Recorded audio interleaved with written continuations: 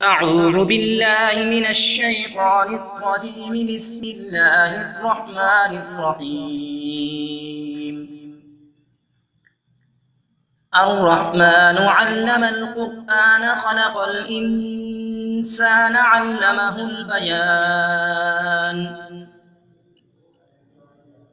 الشمس والقمر بحسبان والنجم والشجر يسجدان والسماء رفعها ووضع الميزان ألا تطغوا في الميزان وأقيموا الوزن بالقسط ولا تخسروا الميزان والأرض وضعها للأنام فيها فاكهة والنخل ذات الأكمام والحب ذو العصف والريحان فبأي آلاء ربكما تكذبان خلق الإنسان من صلصال كالفخار وخلق الجن من مارج من نار فبأي آلاء ربكما تكذبان رب المشرقين ورب المغربين فبأي آلاء ربكما تكذبان مرج البحرين يلتقيان بينهما برزخ لا يبغيان فبأي آلاء ربكما تكذبان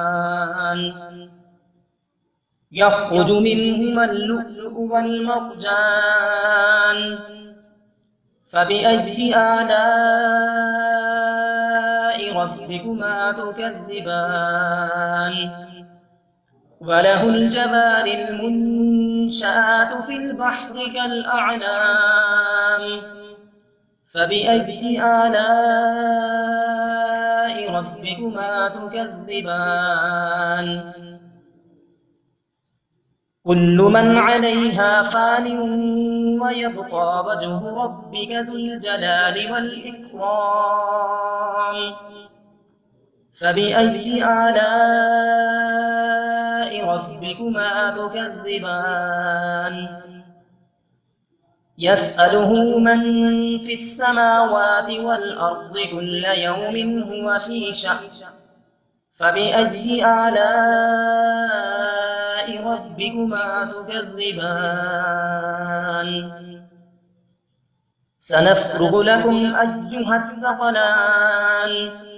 فبأي آلاء ربكما تكذبان يا معشر الجن والإنس إن استطعتم أن تنفذوا من أقطار السماوات والأرض فانفذوا لا تنفذون إلا بسلطان فبأي آلاء ربكما تكذبان يرسل عليكما شواظ من نار ونحاس فلا تنتصران فبأي آلاء ربكما تكذبان صدق الله العظيم.